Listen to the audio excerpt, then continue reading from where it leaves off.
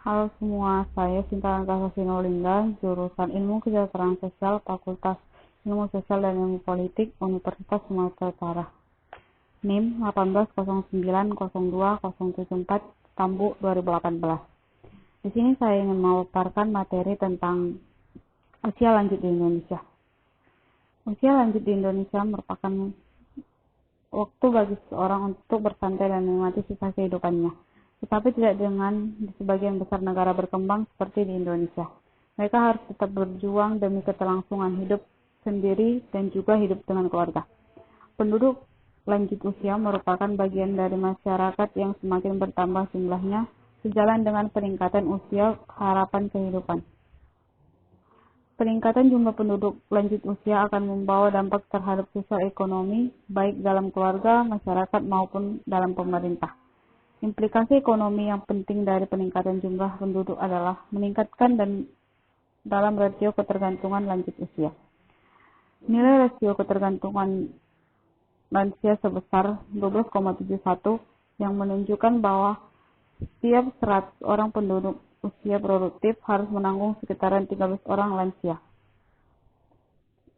Di Indonesia, penduduk lanjut usia mengalami peningkatan selama 10 tahun terakhir dengan populasi sekitaran 16,52 juta orang pada tahun 2004 menjadi 20,24 juta jiwa atau 8,03% dari seluruh penduduk Indonesia pada tahun 2014.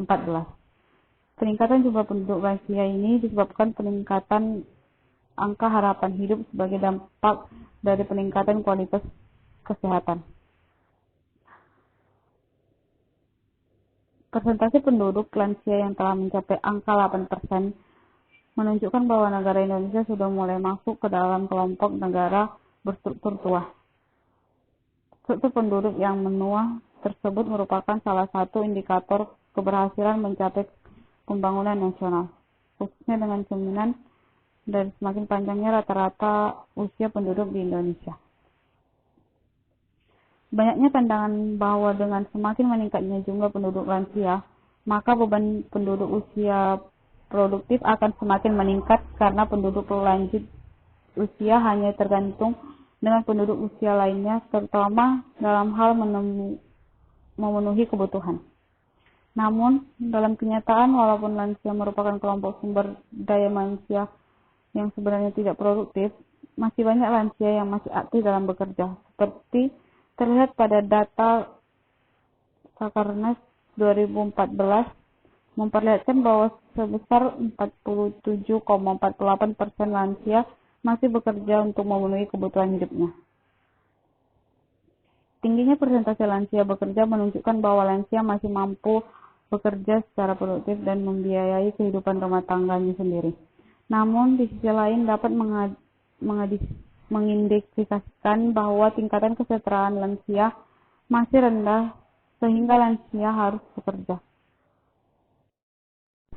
Klasifikasi para ilmuwan dewasa ini dalam mempelajari proses penuaan pada manusia membagi 3 kelompok lansia, yaitu lansia muda berusia 65 sampai 74 tahun, lansia tua berusia 75 sampai 84 tahun, dan lansia tertua berusia 85 sampai tahun ke atas. Lebih lanjut dijelaskan bahwa terdapat perbedaan tertentu di antara individu-individu dalam usia saat mereka mulai menua. Kondisi kehidupan dan perawatan yang baik pada kebanyakan laki-laki dan perempuan saat ini tidak menunjukkan tanda-tanda penuaan mental maupun fisik hingga usia 60 ke atas. Karena hal itu, usia 60 ke atas dijadikan sebagai usia jenjangnya. Mengatakan semua orang perlu memulai memperhatikan kebutuhan lansia tersebut, sehingga diharapkan mereka dapat tetap sehat, mandiri, aktif, dan produktif. Salah satunya penguatan peran keluarga dalam melakukan perawatan bagi lansia. Di tataran global, situasi ini dapat jauh berbeda, bahwa mungkin lebih memperhatikan seperti fenomena di Jepang, yaitu lansia yang meninggal membusuk dalam kesendirian dan kejadiannya cukup banyak sehingga telah menjadi permasalahan serius bagi pemerintah Jepang. Situasi yang digambarkan tadi merupakan dampak dari terjadinya populasi yang menua, yaitu makin besarnya proporsi lansia terhadap jumlah penduduk di suatu negara. Indonesia saat ini sudah menunjukkan kepada kondisi populasi menua dengan persentase lansia sebesar 9,7%, sedangkan negara-negara maju yang sudah melebihi 10%, bahkan Jepang mulai melebihi 30%. Pada negara-negara maju, telah dikembangkan sistem pelayanan long-term care atau perawatan jangka panjang yang membiayaikan tersendiri di luar jaminan kesehatan, sehingga ketika seorang memasuki kondisi membutuhkan pelayanan jangka panjang, dapat ditanggulangi oleh skema asuransi khusus tersebut. Berdasarkan data Riskemdes tahun 2018, penyakit yang terbanyak pada lansia adalah untuk penyakit tidak menular antara lain hipertensi, masalah gigi, penyakit sendi, masalah mulut, diabetes, penyakit jantung, dan stroke, dan penyakit menular antara lain seperti diare dan leukemia. Jumlah orang dengan demensia cenderung meningkatkan seiring dengan meningkatnya kasus penyakit tidak menular, atau kondisi tersebut akan berdampak pada kondisi ketergantungan lansia akan bantuan orang lain atau perawatan jangka panjang.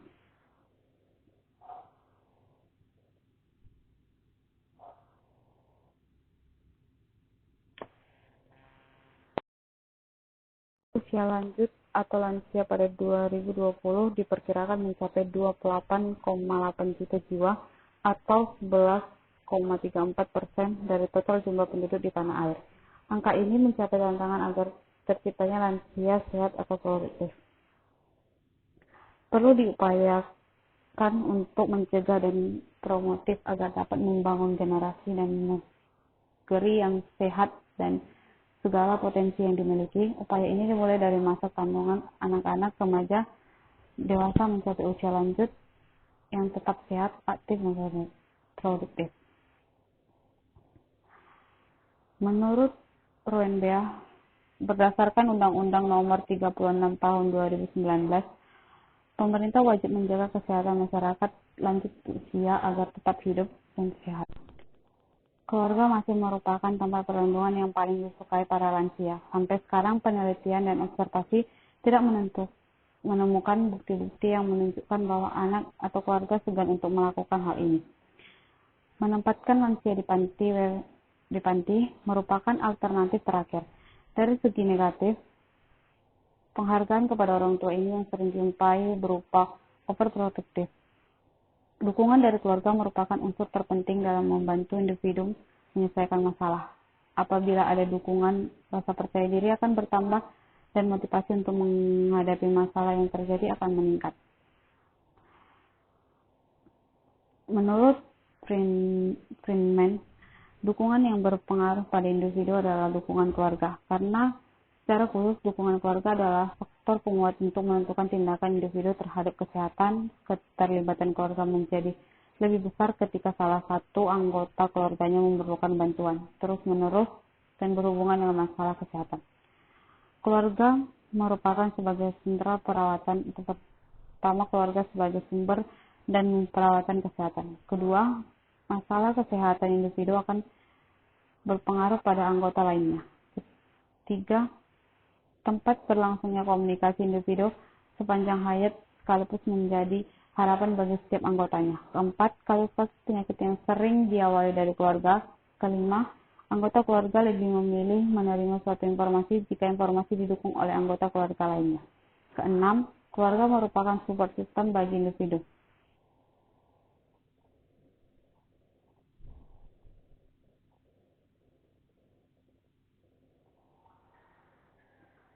Menurut Wijayanto, dalam penelitian mengatakan bahwa gambaran yang didapat rata-rata lansia mengungkapkan keluhan mereka mengenai kurangnya perhatian dan kepedulian anggota keluarganya. Hal tersebut disebabkan oleh berbagai hal, diantaranya kesibukan dari anggota keluarga, kemiskinan dan tingkat pendidikan yang rendah anggota keluarganya. Keluarga tidak mau diperepotkan dengan berbagai permasalahan yang Hal tersebut menyebabkan lansia merasa tidak dibutuhkan atau tidak dihargai lagi dalam keluarganya. Dalam kondisi demikian, lansia perlu didukung emosional, dukungan informasi, dukungan instrumen, atau dukungan penghargaan, sehingga lansia dapat menikmati masa tuanya dengan bahagia serta dapat meningkatkan kualitas hidup diri mereka.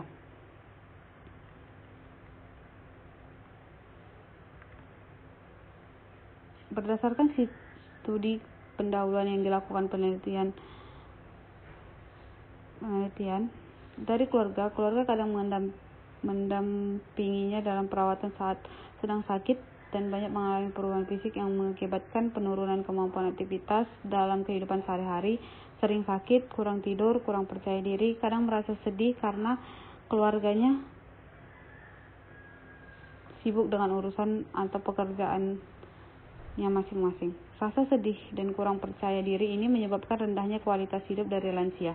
30% lansia mengatakan kadang-kadang mendapatkan dukungan dari keluarga, dan apabila hanya sakit membantu dalam pembelian obat, dan kadang-kadang juga ada yang mengantarkan untuk ke puskesmas saja.